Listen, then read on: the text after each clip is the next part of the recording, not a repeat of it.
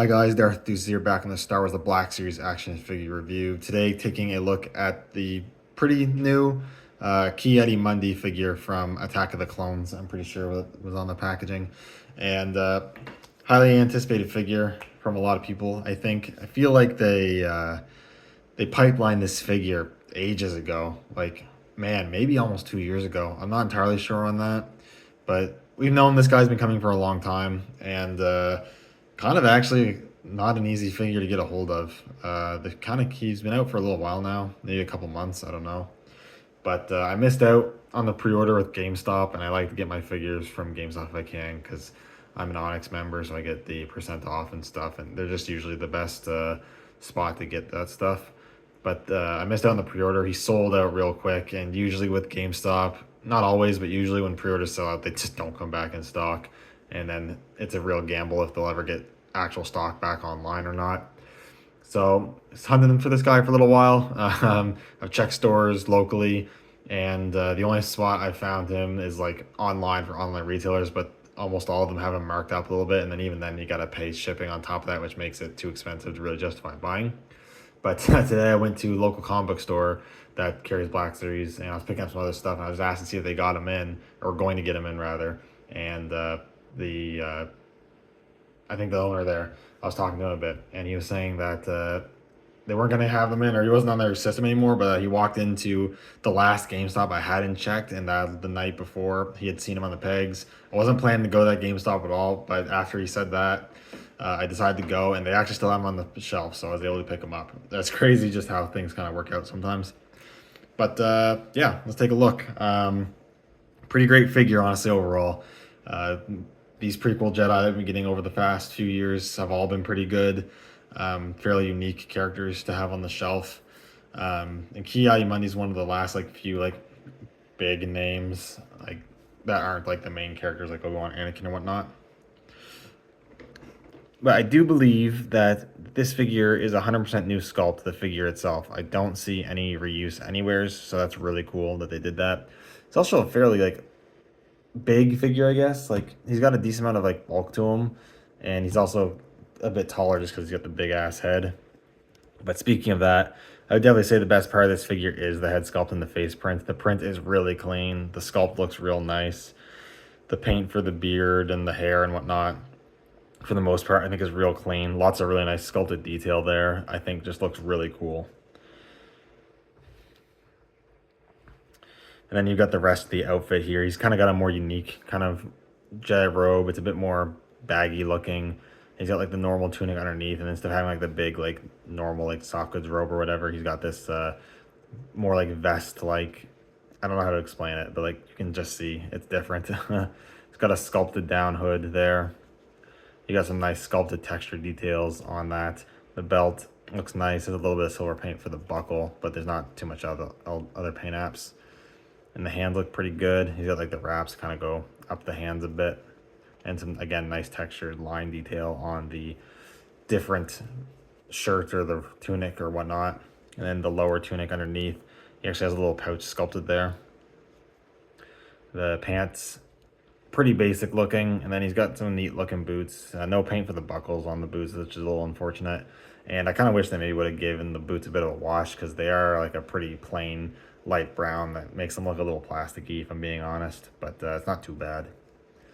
He looks pretty good, you know. You can kind of see for yourself. There's not a whole lot to talk about, I guess. His right hand is just a normal sculpted gripping hand. The left hand is also a grip hand, but they like to do for a decent amount of the Jedi, is they did give him kind of the gesturing fingers, so you can still grip accessories and whatnot with the hand, but he also has that gesture, so you can kind of fake a force gesture. Again, it would be nice if they included at least one set of alternate hands for all their Jedi figures to have the normal, flat palm, force gesture posing. But, it is what it is. Pretty standard for Black Series to not do that. And that's not a complaint exclusive to Ki-Adi-Mundi. That's pretty much every Jedi they've made ever hasn't come with that. So, but yeah, looks good. Really do like it. Pretty unique on the shelf. We've never gotten a Ki-Adi-Mundi in the Black Series before, and honestly, it's been a long time since we've gotten a Ki-Adi-Mundi figure at all, especially his normal movie look. It's a character that just does not get a lot of figures. And I guess that's maybe why he's been so popular. It's just been so long. Like, I don't know the last time Kiadi Mundi got a release in like 3 3/4 inch, for example, in the normal movie design. And the only other Kiadi Mundi I even own is the Sharad Het and comic pack, where he came with Sharad Het and he had like a Tatooine desert look to him, which is a really cool figure, but it's not his movie look. So yeah, I don't know. Just it's nice to finally get the character again. So yeah, articulation wise, he actually has 2 joints in the neck. You got a joint at the top of the base of the head, and then at the base of the neck underneath the collar there. So it actually allows for a decent amount of movement. You can get him looking down quite a bit actually. Look up a bit. He pivots a lot, and rotation is good. Hinges at the shoulders are pretty standard. They go about 90. You can rotate them. The overlay here does get in the way a little bit when you're rotating it. It's not too bad. There is a butterfly joint in there, but you're not going to get, well, I say that. You're not going to get a ton of movement. I can't tell if I think I might have actually dislodged the joint there. You're not going to get a ton of movement out of that because, again, the overlay and just Black Series butterfly joints don't do a whole lot anyways. Rotation at the elbow. Do quite large elbow joints, so he does have a good amount of bend, which is real nice. Goes past 90. He also has the new style ball and socket joint at the wrist, so you get all sorts of kind of movement. You get the normal rotation, but you can go in and out and up and down, which is nice. I do wish they went up and down a little more than the joint allows here, but it's not too bad. There's a waist joint underneath the belt lower robe overlay, so it can go back a bit. Doesn't really crunch forward too much, just a little bit. Pivots just a little bit, and then rotation is mainly what that's for. Normal hip joints, you can't kick them out about that far. Of course, the plastic lower tunic and robe is going to hinder that articulation a bit, as well as if you keep him in poses where you have the leg out like that, it is going to warp the plastic to have those sticking out, so that's something to keep in mind. There is a swivel cut at the thigh that's hidden because of all the stuff going on. Hips, can spread still pretty far despite the overlays going on. A single hinge at the knee, which does rotate and it does bend a little past 90, so that's pretty good. Actually does have a boot cut, so that is there. And you have a hinge at the ankle that goes about that far up, which isn't actually too far. Yeah, you can't really get too much further than that. It does go down a lot, actually. And then there's an ankle rocker for pivot, so pretty good articulation.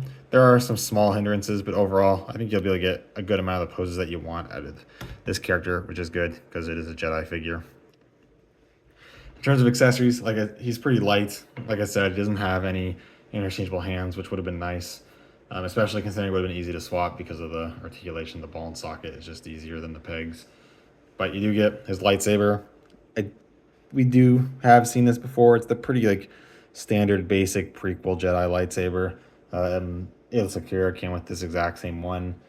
It's just painted in silver. You have a little black on this little button or nub here, but I don't actually know if that's intended paint app or if the silver paint scraped off a bit, if I'm being honest. But it's a little bit of extra color, I guess. Silver paint is nice, though. I wish they would have done this for the Darth Sidious saber hilt. And then you just got the normal blue blade. You can port the blade out, and you can peg that on his belt there. That looks pretty good. Or you can have him obviously ignited and holding the saber, which is what I'd say most people are gonna do. And that looks good as well. So not too much else to talk about. I guess now we just do some comparisons. I do have pretty much all the other prequel Jedi they've done so far. So here's Mace Windu. You can kind of see how Kiadi Mundi is a bit bigger. At least the head makes him look bigger anyways. In terms of height, he actually isn't that much taller. Here is Kit Fisto. So there's a couple of them there.